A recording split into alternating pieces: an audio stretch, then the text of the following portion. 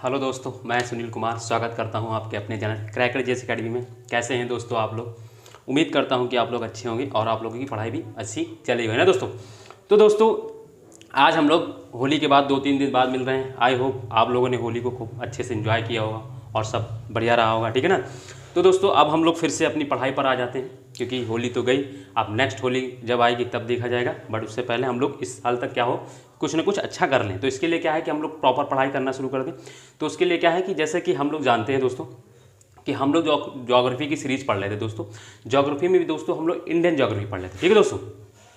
तो दोस्तों अगर हम बात करें इंडियन ज्योग्राफी की, तो दोस्तों हम लोग काफ़ी कुछ उसमें पढ़ चुके हैं। जैसे कि अगर हम बात करें तो इंडियन पॉलिटिकल हो गया है, इंडियन फिजिकल, जैसे कि अगर हम बात करें हिमालय है या नॉर्थ इंडियन प्लेन है या कोस्टल प्लेन है या पेनिनसुलर प्लेटू है यानी प्रायद्वीपीय पठार है या तटीय मैदान को बोल लें अगर, और आइलैंड्स ये और द्वीप समूह, ये सारी चीज़ें जो क्या है दोस्तों, सारी चीज़ें हम लोग कर चुके हैं। इसी क्रम में दोस्तों हम लोग लास्ट क्लासेस में मतलब जैसे अफवाह तंत्र है, फिर इसके बाद हम लोगों ने अफवाह तंत्र किया, फिर झील्स की। आज जो हमारा जो टॉपिक्स है दोस्तों, आज हम लोग पोर्ट्स पढ़ेंगे यानी बंदरगाह। तो आज हम लोग बंदरगाह से रिलेटेड जितनी भी इंपॉर्टेंट चीज़ें यानी जानकारी है वो सारी चीज़ें दोस्तों हम लोग करेंगे। आज हमारा ये बहुत डिटेल में होने वाला है दोस्तों। तो दोस्तों फिर ठीक है दोस्तों। और हाँ दोस्तों, जो भी अगर मेरी क्लास में अगर अभी भी नया जुड़ा हो दोस्तों, तो उसको करना क्या है कि दोस्तों सबसे पहले तो मेरी क्लास को पूरा देखना है। दूसरा देन फिर इसके बाद अगर मेरी क्लास अच्छी लगती है दोस्तों, तो उसको पीछे की जितनी भी क्लासेस हैं दोस्तों आपको रिकॉर्डेड पड़ी हुई वो आपको देख लेनी चाहिए दोस्तों। उससे क्या होगा कि आपका जल्दी जल्दी सारी चीज़ें खत्म हो जाएंगी, ठीक है दोस्तों। तीसरी चीज़ दोस्तों, अगर क्लास समझ में आती है तो दोस्तों सब्सक्राइब करें, शेयर करें दूसरों को, ज़्यादा से ज़्यादा लोगों को दोस्तों बताएं, ठीक है दोस्तों। तो चलिए दोस्तों हम लोग अपने टॉपिक पे आते हैं दोस्तों, फिर बीच बीच में हम लोग बात करते रहेंगे। तो जैसा कि दोस्तों हम लोग जानते हैं कि हम लोगों ने लास्ट क्लास में दोस्तों क्या शुरू किया था दोस्तों, लेक्स पढ़ा था दोस्तों। लेक्स में दोस्तों हमने अगर मैं बात करूँ तो हमने दोस्तों 3 क्लासेस लिए हैं। झीलें पढ़ी थी दोस्तों, मैंने बहुत डिटेल से इसमें पढ़ा है एक एक चीज़ दोस्तों। इसमें हम लोग ने लेक्स शुरू किया था। लेक्स में क्या है दोस्तों, हम लोग ने झील बहुत डिटेल से, ठीक है दोस्तों। मैं अब उतना डिटेल पे नहीं जाता हूँ क्योंकि पढ़ा चुका हूँ। तो दोस्तों आप लोग पीछे, मैं उम्मीद करता हूँ कि आप लोग पीछे पढ़ लेंगे। तो मैं इसको बट एक बार रिवाइज करा देता हूँ। जैसा कि क्या होता है, हम लोग हर क्लास को करने से पहले जो पिछला पढ़ा रहा था उसको हम लोग दोस्तों क्या करते हैं, रिवाइज करते हैं। तो जैसे दोस्तों झीलों की बात करें, देखो ये अगर मैं बना दूँ इसको इंडिया दोस्तों, ठीक है दोस्तों, इसको अगर मैं इंडिया बना दूँ दोस्तों, सॉरी दोस्तों 1 सेकंड, 2 मिनट लगेगा रिवाइज करने में। फिर इसके बाद हम लोग नया टॉपिक अपना जो पढ़ना है उस पर आ जाएंगे। तो दोस्तों जैसे कि ये हमारा प्यारा भारत हो जाएगा दोस्तों, ठीक है दोस्तों, ये हमारा प्यारा भारत हो जाएगा।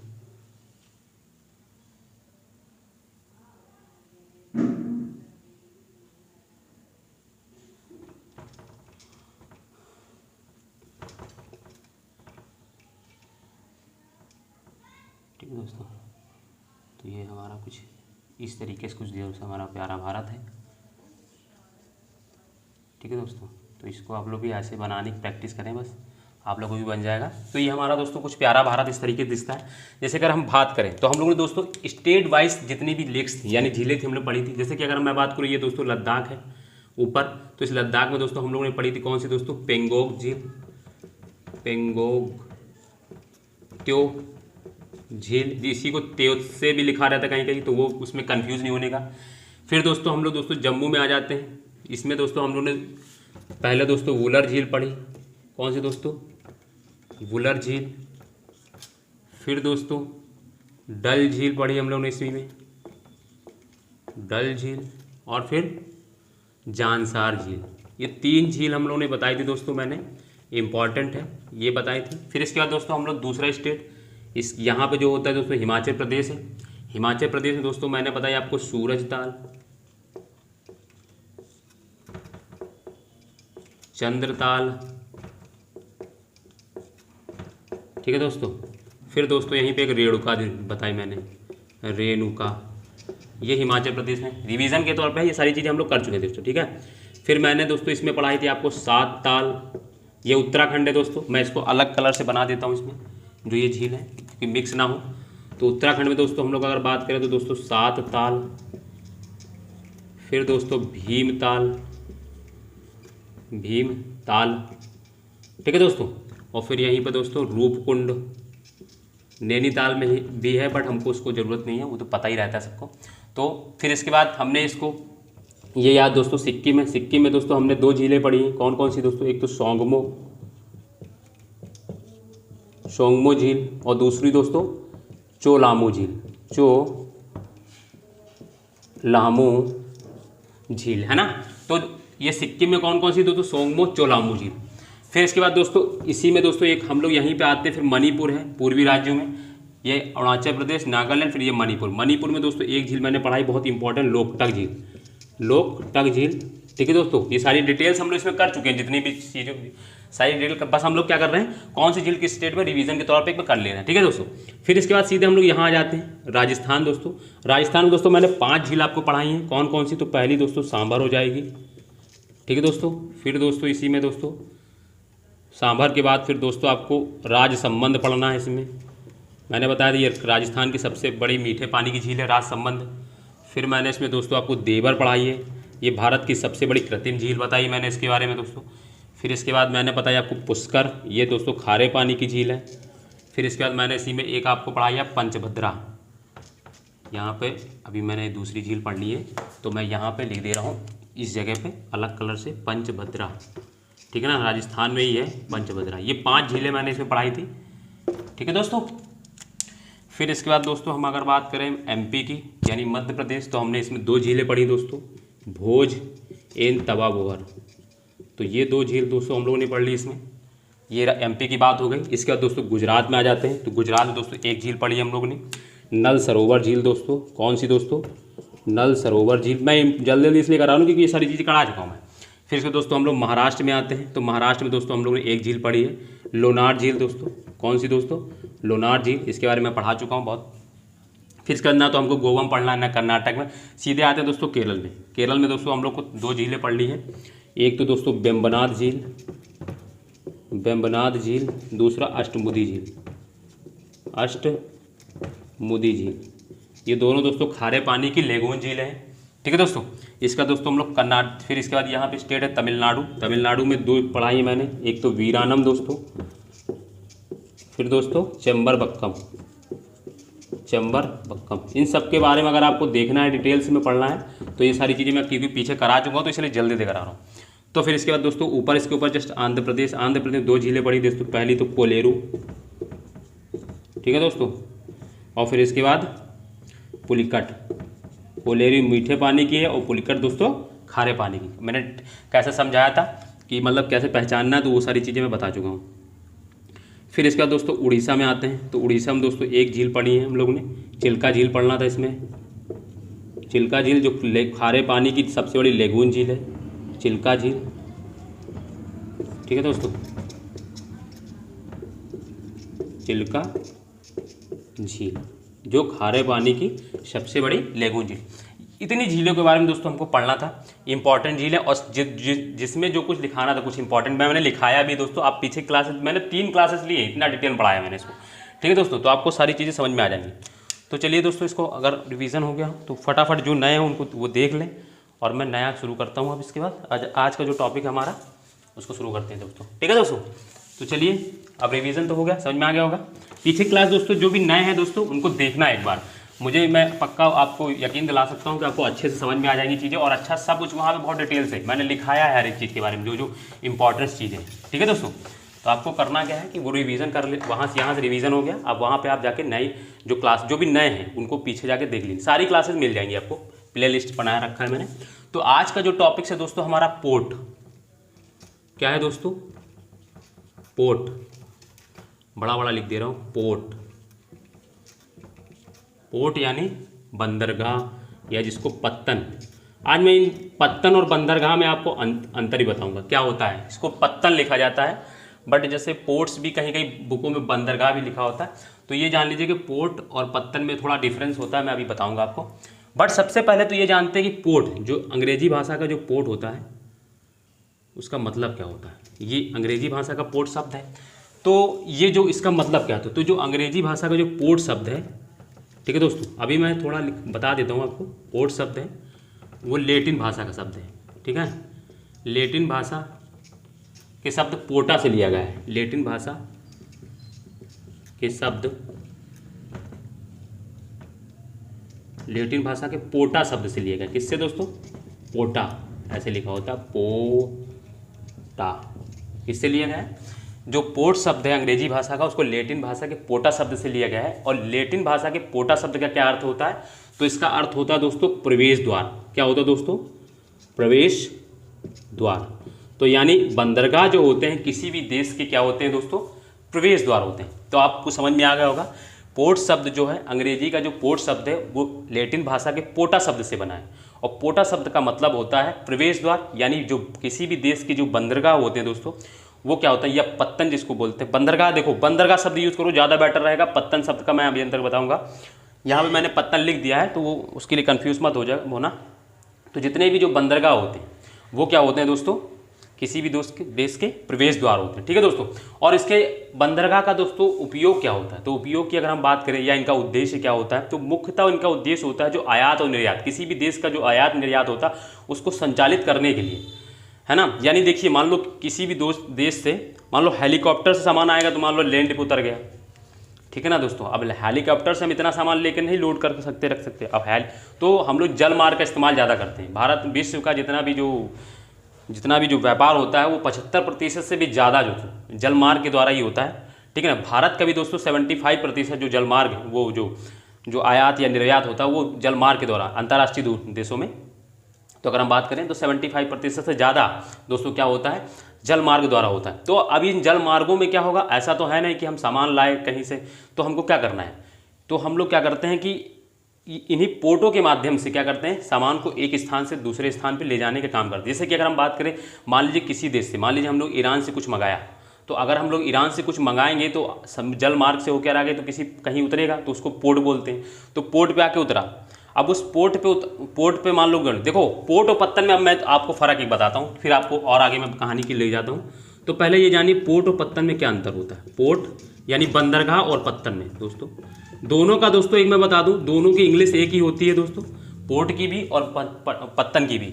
बट इनका हिंदी जो वर्जन होता है उसको दोनों में अंतर होता है दोस्तों, ठीक है दोस्तों। दोनों में क्या होता है दोस्तों? अंतर होता है। दोनों की हिंदी इंग्लिश की मीनिंग जो होती है, इंग्लिश शब्द जो पोर्ट को भी बंदरगाह बोलते हैं और पोर्ट पत्तन भी होता है, बट दोनों का हिंदी जो वर्जन होता है दोनों में थोड़ा सा डिफरेंस होता है। बंदरगाह होता है, बंदरगाह वो होता है, मान लीजिए जैसे कि ये तट है, अब ये जितने भी बंदरगाह सारे तट पे ही है। तो बंदरगाह क्या होता है?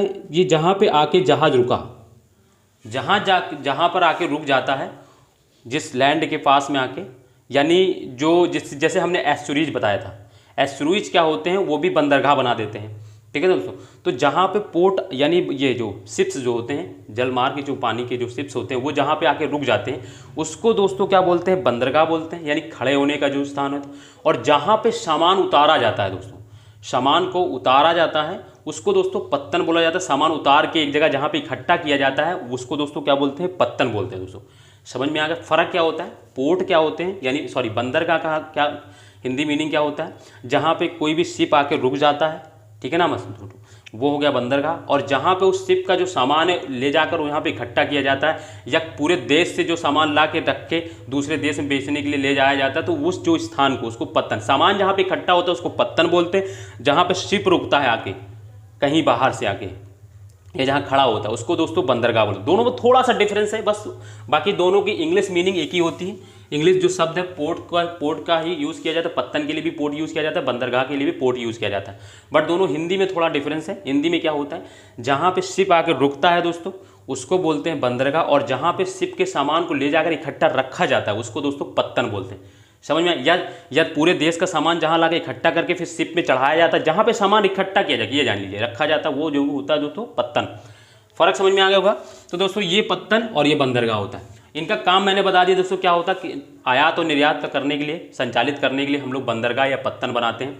क्योंकि दोस्तों और इनका ये दोस्तों प्राचीन काल से ही हम लोग दोस्तों इनका यूज़ करते आ रहे हैं, है ना। जैसे भृगु कच्छ है, बहुत ही पुराना पत्तन है यानी बंदरगाह है दोस्तों, ठीक है दोस्तों। इसी तरह से दोस्तों हम लोग अगर ताम्रलिप्ति है दोस्तों, ठीक है दोस्तों, बहुत सारे ऐसे बंदरगाह हैं जो हम लोग एंशिएंट काल में भी दोस्तों पढ़ते हैं। तो हम लोग जो बंदरगाह का जो यूज़ है ये बहुत प्राचीन काल से ही करते आ रहे हैं, तो जिनका महत्व तो बहुत ज़्यादा ही है, ठीक है दोस्तों।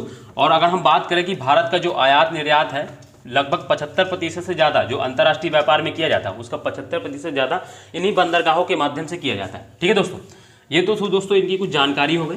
अब ये जानते हैं कि और इनका फैक्चुअल चीज़ें और इनमें जानते हैं। तो दोस्तों पोर्ट जो होते हैं, ठीक है दोस्तों, पोर्ट जो होते हैं ये समवर्ती सूची का विषय होते हैं दोस्तों, बहुत इंपॉर्टेंट है। और क्वेश्चन डायरेक्ट पूछ सकते हैं कि पोर्ट किस सूची का विषय है ना। तो आप लोग जानते हैं 7 शेड्यूल, 7 शेड्यूल में क्या होता है, 3 जो सूचियां हैं, कौन कौन सी, संघ सूची, राज सूची एंड समवर्ती सूची। तो उन्हीं समवर्ती सूची में से होते हैं। अब समवर्ती सूची के बारे में अगर, ठीक है, इसकी अगर हम इसकी बात करें तो समवर्ती सूची में क्या होता है, इसके संबंध में इसमें दोनों यानी केंद्र सरकार एवं राज्य सरकार दोनों कानून बना सकते हैं। तो यानी ये जो विषय है पोर्ट जो है केंद्र सरकार एवं राज्य सरकार दोनों के अंतर्गत आता है। केंद्र सरकार एक तरफ मैं लिख दे रहा हूं एवं राज्य सरकारें, केंद्र सरकार एवं राज्य सरकारें, ठीक है दोस्तों। तो ये होता है समवर्ती सूची में केंद्र सरकारें एवं राज्य सरकारें, मतलब सॉरी केंद्र सरकार एवं राज्य सरकार। तो पढ़ा होगा ना पॉलिटी में कि 3 सूचियाँ होती है, केंद्र सरकार यूनियन यानी संघ सूची में क्या होता है, यूनियन लिस्ट में क्या होता है, सिर्फ केंद्र सरकार, उसमें जितने विषय हैं। अभी वर्तमान में अगर हम बात करें तो बताना मुझे कितने विषय हैं, ठीक है ना। अगर जो भी पढ़ता है पॉलिटी तो कमेंट करके बताना कितने विषय हैं। इसी तरह राज्य सूची होती है, इसी तरह समवर्ती। केंद्र सूची के विषय पे सिर्फ केंद्र सरकार कानून बना सकती है, राज्य सूची के विषय पर सिर्फ राज्य कानून, है ना। जो लिस्ट है, जो विषय होते हैं उसमें कुछ विषय हैं, ठीक है ना, जैसे नागरिकता है, जनगणना है, ये सारे विषय क्या है। और जैसे कि अगर हम इनकम टैक्स है, ये सारे विषय क्या होते हैं, ये संघ सूची के विषय हैं। तो इन पे सिर्फ केंद्र सरकार ही कानून बना सकते हैं। ऐसे जैसे राज्य सूची के विषय में जैसे हम बात करें तो जैसे कई विषय आते हैं, तो इन पे अगर हम बात करें तो इन पे जो विषय बनाती है राज्य सरकार। और समवर्ती सूची, तो समवर्ती सूची में अगर हम बात करें तो इस पे जो विषय बना, इस पे जो, तो केंद्र सरकार और राज्य सरकार दोनों इनके विषय पर कानून बना सकती है। बट अगर कभी भी मान लीजिए केंद्र सरकार ने कोई कानून बनाया या राज्य सरकार ने कोई कानून बनाया और बाद में केंद्र सरकार ने कोई कानून बनाया, तो केंद्र सरकार या राज्य सरकार का वो कानून जो केंद्र सरकार की जिस सीमा तक उल्लंघन करता है, यानी केंद्र सरकार के कानून का जिस सीमा तक उल्लंघन करता है उस सीमा तक राज्य सरकार का कानून क्या हो जाएगा, अवैध हो जाएगा। यानी इस पे केंद्र सरकार की मेजोरिटी है, यानी केंद्र सरकार के अगर किसी विषय पर कानून बनाती है तो वो राज्य सरकार को मानना होगा, चाहे वो राज्य सरकार पहले से बना रखी होगी तो भी, ठीक है ना। तो समवर्ती सूची में एक तरीके से देखा जाए तो केंद्र सरकार का भी डोमिनेंट होता है, बट इसमें कानून दोनों ही बना सकते हैं, ठीक है दोस्तों। तो ये यानी पोर्ट जो होता है, बंदरगाह जो होता है, समवर्ती सूची का विषय है जिसमें केंद्र सरकार राज्य सरकार दोनों कानून बना सकती हैं। देखो केंद्र सरकार की अगर हम बात करें, ये बड़े बंदरगाहों का संचालन करती है। जैसे 13 बड़े बंदरगाह हैं, तो 13 बड़े बंदरगाहों का जो संचालन है, बड़े बंदरगाहों का जो संचालन है, ये जो होती है ये क्या करती हैं, ये केंद्र सरकार। और केंद्र सरकार का कौन सा मंत्रालय जो होता है, ये जहाज रानी मंत्रालय होता है दोस्तों। जहाज रानी मंत्रालय जो होता है, ये जो होता है इनका काम देखता है, जहाज रानी मंत्रालय, ठीक है दोस्तों, जहाज रानी मंत्रालय। केंद्र सरकार बड़े बंदरगाहों का जो रख रखाव देखती है, और इसमें इसके केंद्र सरकार के कौन सा मंत्रालय, तो जहाज रानी मंत्रालय। इसी तरह जो छोटे छोटे बंदरगाह हैं, लगभग हमारे देश में 200 छोटे बंदरगाह हैं, ठीक है ना, ये राज्य सरकार इनका संचालन करती है, ठीक है ना दोस्तों। तो ये कुछ समवर्ती सूची, ठीक है दोस्तों। केंद्र सरकार 13 बड़े बंदरगाहों को, राज्य सरकार छोटे में, और केंद्र सरकार में कौन सा मंत्रालय, जहाज रानी मंत्रालय। तो ये कुछ फैक्चुअल चीज़ें हैं, इनको आप लोग बस ऐसे लिख लीजिए, जान लीजिए इसके बारे में, ठीक है दोस्तों। तो हम लोग देखिए, अब जैसे कि अगर मैंने लिखा है यहाँ 13 बड़े बंदरगाह एवं 200 छोटे बंदरगाह, तो इसमें से हमको सिर्फ 13 बड़े बंदरगाहों के बारे में पढ़ना है, छोटे बंदरगाहों के बारे में नहीं पढ़ना है। क्योंकि अगर हम बात करें तो भारत के जितने भी मतलब जितना व्यापार, उसका 75% जो व्यापार है ये बड़े बंदरगाहों के माध्यम से ही होता है। तो इन्हीं के बारे में हम लोग पढ़ेंगे, छोटे बंदरगाहों के बारे में नहीं पढ़ेंगे हैं, ठीक है दोस्तों। तो 13 बड़े बंदरगाह जो है उनके एक एक के बारे में हम लोग डिटेल से पढ़ेंगे, बाकी जो छोटे छोटे बंदरगाह उनको नहीं पढ़ेंगे, ठीक है दोस्तों। तो अगर मैं रिपीट करूं, एक बार मैं फिर से आपको रिवाइज कराऊं, तो सबसे हमने दोस्तों पोर्ट शुरू किया है, यानी बंदरगाह। तो मैंने बताया कि दोस्तों बंदरगाह जो होते हैं इनका, या जैसे अंग्रेजी का जो पोर्ट शब्द है ये लैटिन भाषा के पोर्टा शब्द से बना है, जिसका अर्थ होता है प्रवेश द्वार। यानी जो बंदरगाह होते हैं वो किसी भी देश के क्या होते हैं, प्रवेश द्वार होते हैं, ठीक है दोस्तों। और इनका उद्देश्य क्या होता है, किसी भी देश के आयात निर्यात को संचालित करने के लिए ये पोर्ट बनाए जाते हैं, ये मैंने बताया दोस्तों। फिर इसके बाद मैंने बताया कि पोर्ट और यानी बंदरगाह, हिंदी में देखो बंदरगाह और पत्तन दोनों की इंग्लिश शब्द जो होती है एक ही है, यानी पोर्ट है। बट इनका बंदरगाह और पत्तन दोनों में हिंदी में अगर हम देखें तो दोनों की मीनिंग अलग आ जाती है। कैसे, बंदरगाह वो स्थान होता है जहाँ पे कोई शिप आके रुक जाता है, ठीक है दोस्तों। और पत्तन वो स्थान होता है जहाँ पर कोई देखो बंदरगाह में क्या होता है, कोई जो शिप आके वहाँ रुका और जहाँ पे खड़े होते हैं शिप, वो तो बंदरगाह होगा। बट अगर कहीं पे सामान जो शिप से सामान उतार कहीं जहाँ पे इकट्ठा रखा जाता है उसको दोस्तों पत्तन बोलते हैं। दोनों में मैंने थोड़ा सा डिफरेंस है, हालांकि किसी बुक में आपको ऐसा मिलेगा नहीं, मैं बता दे रहा हूँ।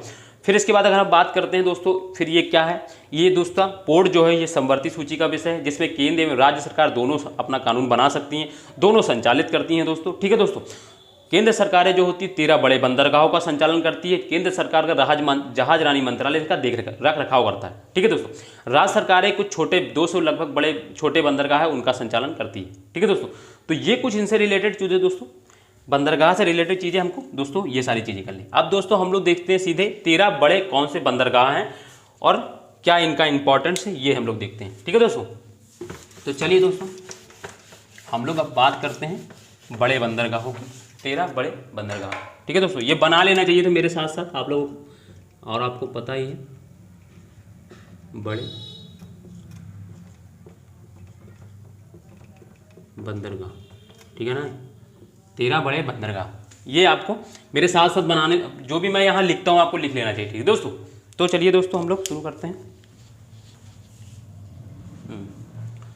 13 बड़े बंदरगाह। तो दोस्तों सबसे पहले देखिए मैं आपको एक चीज़ बता दूँ, बंदरगाह कहाँ, जहाँ पर पानी होगा, तो भारत के किस क्षेत्र में हमको पानी दिखाई पड़ता है। जिसमें अगर हम भारत बनाएं, मान लीजिए ये मैं भारत बना देता हूँ, तो आपको अगर मैं पूछूं यहाँ पे, तो भारत के किस क्षेत्र में पानी है,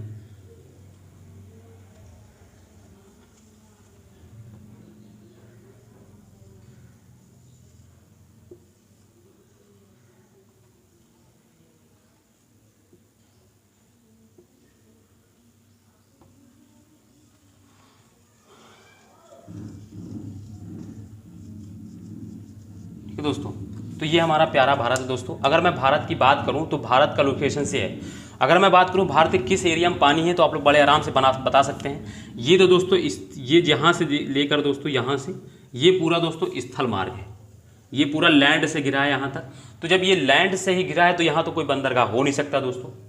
ठीक है दोस्तों, बंदरगाह कहाँ पर होंगे दोस्तों, ये जैसे यहाँ पे, अब यहाँ पे मैं बात करूँ दोस्तों, ये दोस्तों हम लोग जानते हैं कच्छ की खाड़ी होती है, यहाँ पर कच्छ की खाड़ी। ठीक है दोस्तों, थोड़ा इसको समझ लीजिए। यहाँ पे दोस्तों खंभात की खाड़ी, ये मैं खंभात की खाड़ी आप लोग जानते हैं, यहाँ पे खंभात की खाड़ी मैं लिख दे रहा हूँ ऐसे, फिर इसको मिटाल भी दूंगा, खंभात की खाड़ी। और दोस्तों यहाँ पे क्या होता है, अरब सागर, यानी ये अरब सागर होता है दोस्तों। ठीक है दोस्तों, यहाँ पे दोस्तों नीचे हिंद महासागर होता है, हिंद महासागर। ठीक है दोस्तों, और यहाँ पर दोस्तों बंगाली खाड़ी, बंगाल की खाड़ी। तो ये देखिए ये वाला भाग जो है, यानी इसका जो प्रायद्वीप वाला जो भाग है वो पूरा पानी से घिरा हुआ है, यानी जितने भी बंदरगाह होंगे वो इन्हीं राज्यों में होंगे। कौन कौन से, जैसे गुजरात की बात करें, महाराष्ट्र की बात करें, गोवा की बात करें, कर्नाटक की बात करें, केरला, तमिलनाडु, आंध्र प्रदेश, और फिर इसके बाद कौन सा, ये उड़ीसा, और ये पश्चिम बंगाल। यानी ये 9 राज्य जो तटीय राज्य हैं, 9 तटीय राज्य, और एक हम लोग दोस्तों अंडमान निकोबार द्वीप में भी पढ़ेंगे बंदरगाह। तो लगभग 10 राज्यों में इनके सारे बंदरगाह, 13 जितने बड़े बंदरगाह या छोटे जितने भी बंदरगाह, वो इन्हीं 9 या 10 राज्यों में, अगर इसको जोड़ लें, अंडमान निकोबार द्वीप समूह केंद्र शासित प्रदेश में अगर हम जोड़ लें, तो ये सारी चीज़ें, ये सब जो 13 बड़े बंदरगाह या 200 छोटे बंदरगाह, वो इन्हीं राज्यों में हैं। यानी अगर हम बात करें, अगर हम राज्यों की बात करें तो 9 राज्य हैं, जो 9 तटीय राज्य हैं उनमें सारे बंदरगाह और एक केंद्र शासित प्रदेश। तो हम लोग यहीं पे फोकस करेंगे। यानी अगर कभी मान लीजिए कोई बंदरगाह का नाम दिया और कभी नॉर्थ इंडिया के कोई राज्य दे दिए, तो आपको नॉर्थ इंडिया के किसी भी राज्य में लगाना नहीं है, क्योंकि नॉर्थ इंडिया के किसी भी राज्य में पोर्ट हो ही नहीं सकते, क्योंकि वो पानी से घिरा हुआ है। तो पानी से जब घिरा हुआ है तो वहाँ पोर्ट होंगे ही नहीं। ठीक है दोस्तों, तो ये आपको याद रखना है दोस्तों। फिर चलिए हम लोग दोस्तों, अभी हम लोग देखो पोर्ट के बारे में, जैसा कि आप लोग जानते हैं हम लोग करते क्या है कि पहले एक बेसिक अंडरस्टैंडिंग ले लेते हैं, यानी कौन सा देश मालूम मतलब कौन सा बंदरगाह किस राज्य में है, पहले हम लोग ये चीज़ देखते हैं। फिर इसके बाद इसके अंदर की चीज़ें, बंदरगाह के अंदर की चीज़ें, एक एक चीज़ें हम लोग पढ़ेंगे अंदर को। तो सबसे पहले दोस्तों अगर हम बात करें तो पहली तो हमारी पढ़ाई का जो पहला चरण है हम लोग जानते यही करते हैं कि पहले ये जानते हैं कि कौन सी चीज़ कहाँ पर है, फिर इसके बाद थोड़ा डिटेल्स दूसरे लेयर में दूसरी बारी में हम लोग इसके थोड़ा डिटेल से जाएंगे। तो अगर जैसे हम बात करें तो बंदरगाहों की, तो दोस्तों तटीय राज्यों में हम लोग पाए, मतलब देखिए जितने भी बंदरगाह हैं सारे 9 तटीय राज्य, ये तटीय राज्य जैसे 9 की हम बात करें, देखिए एक गुजरात हो गया, दूसरा महाराष्ट्र हो गया, तीसरा दोस्तों यहाँ पे छोटा गोवा हो गया, चौथा कर्नाटक हो गया, फिर 5वां केरल। तो यानी ये 5 राज्य जो पश्चिमी तट के 5 राज्य हैं इनमें, और तमिलनाडु, आंध्र प्रदेश, उड़ीसा, पश्चिम बंगाल, ये 4 राज्य यानी 9 तटीय राज्यों पर सारे बंदरगाह हैं। ये तो मैं बता चुका हूँ। अब दोस्तों हम लोग क्या करते हैं, किस राज्य में कौन सा बंदरगाह है दोस्तों, इसको हम लोग शुरू करते हैं। ठीक है दोस्तों, तो आप लोग क्या करेंगे, मेरे साथ ऐसे बना लिया होगा आप लोगों ने, और आप लोग क्या करेंगे, मेरे साथ ऐसे बनाते चलेंगे और देखते चलेंगे। मैं इनका सबका इंपॉर्टेंस आपको बताऊंगा। ठीक है दोस्तों, बट थोड़ा सब्र रखिएगा बस। तो पहला बंदरगाह दोस्तों है कांडला, जो यहाँ पर है। कहाँ पर दोस्तों, कच्ची खाड़ी पर। तो कौन सा है दोस्तों, कांडला। मैं इनका डिटेल्स लिखाऊंगा, बट अभी थोड़ा थोड़ा मैं बता दूंगा। इनका डिटेल्स मैं कल के क्लास में कराऊंगा, क्योंकि हम लोग कोई भी चीज़ हो बहुत डिटेल से करते हैं। तो पहले एक चीज़ ये जान लीजिए कि पहले किस स्टेट में कौन सा बंदरगाह, नहीं किस राज्य में कौन सा बंदरगाह, पहला तो आप लोग ये जानेंगे, फिर इसके बाद डिटेल्स। तो जैसे कांडला बंदरगाह, तो कांडला जो है ये कच्छ की खाड़ी पर दोस्तों है, एक ज्वारीय बंदरगाह है। अभी बस आप लोग इतना ही जानिए बस दोस्तों, इसके बाद अगले चरण में हम लोग बताएंगे। फिर दोस्तों गुजरात के बाद दोस्तों आते हैं यहाँ पर दोस्तों मुंबई। ठीक है दोस्तों, मुंबई। तो दोस्तों मुंबई इसका नाम दोस्तों मुंबई ही है, मुंबई बंदरगाह ही है। ठीक है दोस्तों, इसके बारे में दोस्तों मैं आपको एक दिलचस्प कहानी बताता हूँ। मुंबई दोस्तों, पहले मुंबई पर दोस्तों जब अगर हम लोग बात करें, जब यूरोपीय कंपनियां आई थी, तो मुंबई पर उस समय किसका, यूरोपीय कंपनियां जब आई थी, तब उस यूरोपीय कंपनियों ने क्या किया था, इस मुंबई मतलब यूरोपीय कंपनियाँ जैसे आई थी, कौन कौन सी 5 यूरोपीय कंपनी आई थी आपको पता होगा। पुर्तगाल है, डच है, अंग्रेज है, डेनिश है, फ्रांसीसी, ये 5 कंपनियाँ आई थी। इसके बाद में क्या हुआ था, जो पुर्तगाली जो पहली कंपनी आई थी, उन्होंने क्या किया था, इस पर मुंबई पर कब्जा कर लिया था। ठीक है दोस्तों, फिर हुआ क्या था कि इसके बाद फिर डच आए। डच इतने शक्तिशाली नहीं थे, बट जब अंग्रेज आए तो अंग्रेजों की नौसैन्य या जो उनकी सैन्य शक्ति जो थी वो डचों से भी ज़्यादा शक्तिशाली थी। तो जब वो यहाँ पर आए तो उन्होंने क्या किया, अब मैं वो हिस्ट्री तो पढ़ा नहीं रहा, तो मैं सिर्फ मुंबई फोकस होकर बताऊँगा। तो धीरे धीरे क्या हुआ, डच जो है देश से मतलब भारत से उनकी जो सेटलमेंट्स हैं, यानी जो उनके स्थल हैं, जो जहाँ पे उनकी फैक्ट्रियाँ बनी थी, वो धीरे धीरे क्या कर दी, जितनी भी और बाद की जो 4 कंपनियाँ हैं वो धीरे धीरे उनके कब्जा करने लगी। जैसे अगर हम बात करें, डचों ने इनके जैसे कि यहाँ पे कोचीन और कालीकट को कब्जा कर लिया, और बसिन सालसेट को मराठों ने छीन लिया। इसी तरह जैसे मुंबई की बात करते हैं तो गुजरात भी जैसे क्या है कि गुजरात का अगर हम सूरत बंदरगाह बात करें तो वो अंग्रेजों ने इनसे छीन लिया। तो इसी तरह जैसे मुंबई, तो मुंबई क्या था, गुजरात इनके पुर्तगालियों के पास था। बट क्या हुआ कि 1661 ईस्वी में क्या हुआ, 1661 ईस्वी में क्या हुआ, स्पेन की राजकुमारी का विवाह हो गया किसके, ब्रिटेन के राजा से। और उस समय भारत पे जो यूरोपीय कंपनियां, मतलब जो ब्रिटेन की कंपनी थी है ना, ईस्ट इंडिया कंपनी, उनका जो राजा था है ना, जेम्स प्रथम, उनका विवाह क्या हो गया, स्पेन की राजकुमारी। और एक चीज़ मैं बता दूं, बहुत से लोग कंफ्यूज मतलब ये सोच रहे होंगे कि पुर्तगाल था यहाँ पे, बट हम लोग स्पेन भी क्यों पढ़ रहे हैं। तो दोस्तों जो उस समय जो पुर्तगाल था वो स्पेन के अंडर में ही था। ठीक है, पुर्तगाली कंपनी थी बट वो स्पेन के अंडर में थी, तो इसलिए स्पेन की राजकुमारी कैथरीना ब्रेगेंजा का विवाह क्या हुआ, जेम्स प्रथम से हुआ। तो पुर्तगालियों ने क्या किया, या स्पेन ने क्या किया, क्योंकि स्पेन के अंडर में पुर्तगाली थे, तो जो पुर्तगालियों ने क्या किया, उसको दहेज में दे दिया मुंबई को ब्रिटेन के राजा को। ठीक है दोस्तों, फिर अब ब्रिटेन का राजा तो दोस्तों ब्रिटेन में रहता है, इंग्लैंड में रहता है। अब वो भारत में मिले हुए दहेज मुंबई को करेगा क्या, ये दोस्तों डावरी स्टेट है, इसका क्या करेगा, यहाँ पे आ गया तो उसका कोई वो तो आएगा नहीं। तो उसने क्या किया, तो उसने क्या किया, कंपनी को, जो इसकी कंपनी थी ईस्ट इंडिया कंपनी, भारत पे आई थी व्यापार करने के लिए, तो उसने कंपनी को 10 वार्षिक पौंड, यानी रुपये नहीं था उसमें, पौंड चलता था वहाँ, तो 10 वार्षिक पौंड के किराए पर दोस्तों क्या किया, ईस्ट इंडिया कंपनी को मुंबई दे दिया। तो ये दिया कब, 1668 में। तो मुंबई जो है ईस्ट इंडिया कंपनी के अंडर में आ गया 1668 में। फिर इसके बाद उस समय तक 1668 के समय तक दोस्तों सूरत जो गुजरात में, ये सूती कपड़े के व्यापार में बहुत ही बड़ा मतलब अहम रोल यूज करता था। उस समय भारत का जो ज़्यादा जो व्यापार होता था वो क्या होता था, सूरत से होता था। बट 1672 में दोस्तों क्या हुआ, यहाँ पे मुंबई बंदरगाह की स्थापना की गई, किनके द्वारा, अंग्रेजों द्वारा। यानी 1668 अंग्रेज ईस्ट इंडिया कंपनी ने इस यहाँ पे मतलब ये ब्रिटेन के राजा से इसको मिला ईस्ट इंडिया कंपनी को, और ईस्ट इंडिया कंपनी ने 1672 ईस्वी में यहाँ पे एक बंदरगाह बनाया। ये है वही बंदरगाह, मुंबई बंदरगाह जो है अंग्रेजों द्वारा बनाया गया था। तो दोस्तों ठीक है दोस्तों, इतनी डिटेल बहुत ज़्यादा है, आप कभी मॉडर्न हिस्ट्री पढ़ेंगे तो उसमें और अच्छे से समझाऊंगा मैं। फिर ये मुंबई बंदरगाह की बात हो गई। इसके बाद दोस्तों हम आते हैं इसी के दोस्तों क्या है, अब मुंबई की बंदरगाह, और मुंबई एक बड़ा महानगर है दोस्तों, ठीक है दोस्तों। तो इस पर लोड बहुत आता था, मतलब पूरे देश का लगभग 60% जो व्यापार है अभी भी मुंबई बंदरगाह से ही होता है दोस्तों। तो इस पर लोड बहुत आता है, तो उस लोड को यानी उस पर जो उसका जो भार है इतना ज़्यादा, तो उस भार को कम करने के लिए यहाँ पे ही मुंबई में एक और बंदरगाह बनाया गया दोस्तों, जवाहरलाल नेहरू बंदरगाह, या उसको नावा सावा बंदरगाह भी बोलते हैं। क्या बोलते हैं दोस्तों, अगर हम बात करें इसका, तो इसमें दूसरा बंदरगाह है तो दोस्तों नावा सेवा बंदरगाह, एक इसका ये भी नाम है, या इसको जवाहरलाल नेहरू बंदरगाह भी बोलते हैं दोस्तों।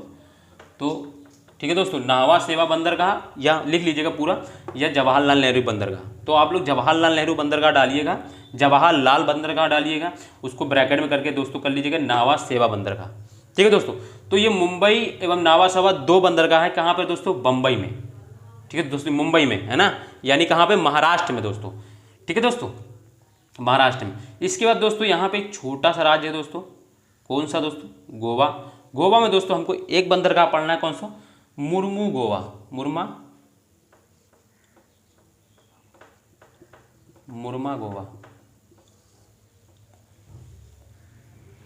मुर्मू लिखा होता है, मरमा लिखा होता है, तो आप लोग देखिए ऐसे भी लिखा होगा कहीं कहीं पे, मुर्मू गोवा, मुर्मा गोवा है ना, मुर्मू गोवा या मुर्मा गोवा, जो भी लिखना आपको कोई दिक्कत नहीं है, वो बस आपको पता होनी चाहिए, मुर्मा गोवा। ये जो बंदरगाह है, किसी जैसे अगर आप खुल्लर की बुक पढ़ेंगे तो उसमें मुर्मा गोवा लिखा होता है, और जैसे आपको महेश बड़माल पढ़ लेंगे तो उसमें मुर्मू गोवा लिखा होगा। तो आप लोग दोनों लिख सकते हैं, कोई दिक्कत की बात नहीं है। तो ये दोस्तों ये कहाँ पर है, गोवा है दोस्तों। गोवा के बाद दोस्तों हम फिर आते हैं कर्नाटक, ठीक है दोस्तों, कर्नाटक। तो मैं एक मिटाल दे रहा हूँ, उसमें मुर्मू गोवा लिख लीजिएगा, मुर्मू गोवा, आप लोग मुर्मू गोवा लिखिएगा, ठीक है दोस्तों, मैं ज़्यादा कंफ्यूज ना करूं वरना क्या हो जाएगा फिर, मुर्मू गोवा, ठीक है दोस्तों, ऐसे लिख लीजिएगा एक, ठीक है। इसके बाद दोस्तों कर्नाटक, यहाँ पे दोस्तों कर्नाटक है, कर्नाटक में दोस्तों, ठीक है दोस्तों, ये कर्नाटक और ऊपर बना देता हूँ क्योंकि केरल तो थोड़ा लंबा बना है, तो इसी के जस्ट नीचे यहाँ पे दोस्तों कर्नाटक है। कर्नाटक में दोस्तों एक नया, उसी में मैंने आपको कभी जब आप कोस्टल प्लेन पढ़ रहे थे तो मैंने वहाँ पे एक स्थल बताया था, न्यू मंगलोर। तो न्यू मंगलोर दोस्तों एक यहाँ पे बंदरगाह है, कौन सा दोस्तों, न्यू मंगलोर,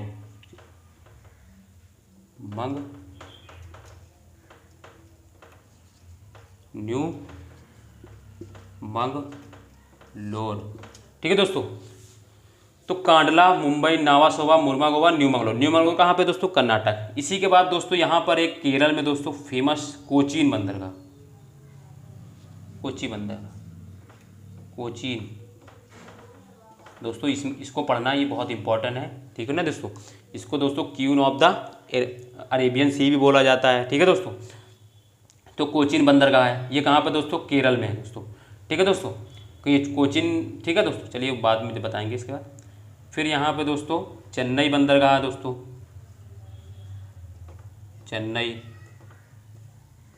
ये तमिलनाडु में दोस्तों है चेन्नई, इधर से मैं लिखता हूँ अब यहाँ आके, तो दोस्तों ये आ गया चेन्नई। अब हम लोग तमिलनाडु में आ गए ना, तो चेन्नई बंदरगाह तमिलनाडु में दोस्तों हम लोग पढ़ते हैं। फिर इसके बाद दोस्तों कितने हो गए, 1 2 3 4 5 6, ठीक है दोस्तों। फिर इसके बाद दोस्तों,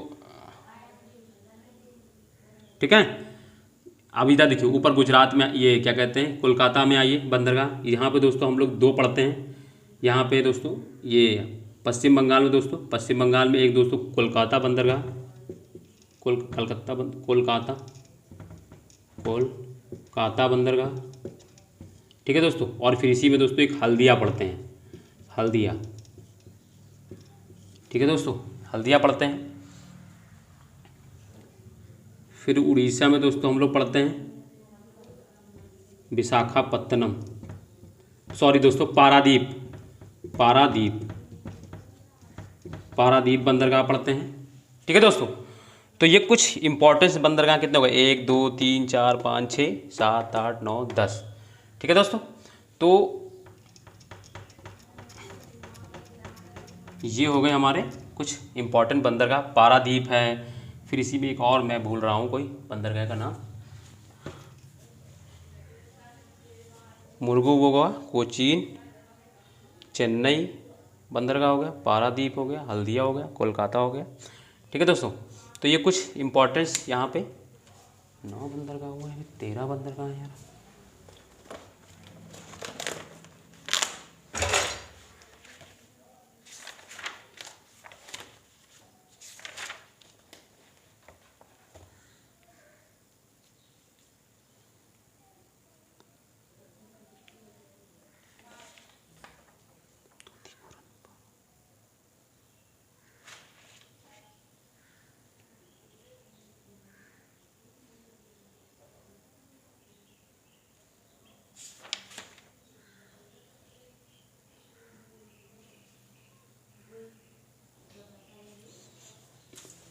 हाँ दोस्तों, 2 बंद और हम बताएं यहाँ पे, एक मैं यहाँ पे मिस कर रहा था, तूतीकोरन दोस्तों, तूतीकोरिन ये दोस्तों बाद में बनाया गया है, और इसी पे फिर यहीं पे एक दोस्तों बीच में बनाया गया है यहाँ पे तूतीकोरन। और दोस्तों यहाँ पे आंध्र प्रदेश में दोस्तों एक बंदरगाह है दोस्तों विशाखापत्तनम बंदरगाह। विशाखा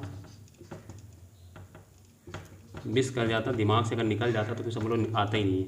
ठीक है दोस्तों, तो विशाखापत्तनम, तूतीकोरन, विशाखापत्तनम। ये देखिए दोस्तों, तूतीकोरन बहुत इंपॉर्टेंट बंदरगाह, आपको याद रखिएगा। तूतीकोरन ये बाद में बनाया गया है, तूतीकोरिन। ठीक है दोस्तों, तूतीकोरिन बंदरगाह है।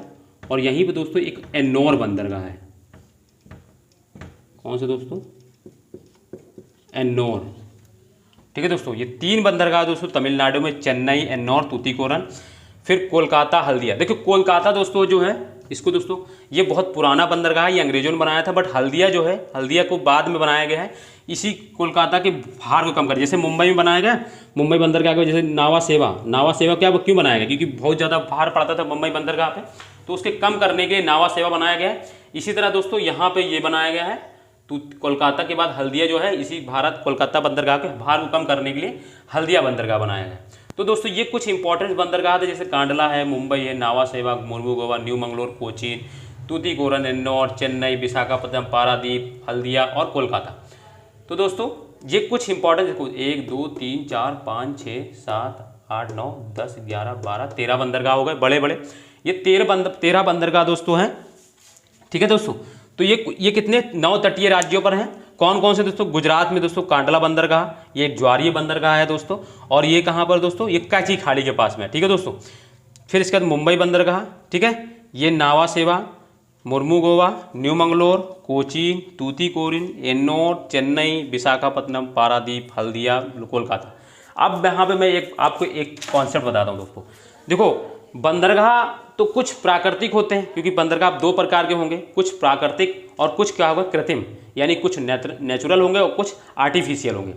तो आर्टिफिशियल बंदरगाह ज़्यादातर आपको मैं बता दूं कहाँ पर मिलेंगे, और ज़्यादातर जो नेचुरल बंदरगाह है वो किधर मिलेंगे। तो आपको मैं बता दूं, जितने भी मतलब ज़्यादातर नेचुरल बंदरगाह हैं वो आपको जो दोस्तों कहाँ मिलेंगे, पश्चिमी घाट पर, है ना। क्यों, बात उसका रीज़न ये है क्योंकि यही इधर ही दोस्तों मैंने बताया था कि नदियाँ जो है इधर एस्चुरीज बनाती हैं।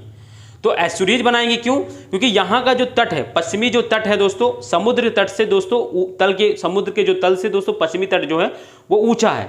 तो ऊंचा हो जाने की वजह से क्या होता है, जब कोई मान लीजिए ये वाटर का लेवल है, ये वाटर का लेवल है, यहाँ वाटर है और ये तट इतना ऊंचा है यहाँ पे इसे। अब मान लीजिए शिप तो इसके सतह पर चलेगी ना, इसके पानी के, तो जब इस पर चलेगी तो शिप का जो आधा जो नीचे का भाग होता है, ठीक है ना, वो आके नीचे ही रहता है, और जहाँ पे अब सामान तो यहीं उतरना है ना, तो इसी वजह से ये दोस्तों प्राकृतिक बंदरगाह हो जाते हैं, क्योंकि एस्चुरीज बनाते हैं। तो दोस्तों अगर मैं बात करूं तो पश्चिमी घाट पे जितने भी लगभग ज़्यादातर बंदरगाह जो हैं वो आपको प्राकृतिक मिलेंगे, और पूर्वी घाट पे जितने भी बंदरगाह हैं वो ज़्यादातर आपको आर्टिफिशियल ही मिलेंगे दोस्तों। ठीक है, ये मैं कल बताऊँगा आपको कौन से आर्टिफिशियल हैं कौन से नहीं है। तो बट जैसे कि अगर मैं बात करूँ नावा सेवा, तो ये दोस्तों अभी मैंने बताया ये बनाया गया है बाद में इसके भार को कम करने के लिए, तो ये तो दोस्तों आर्टिफिशियल है।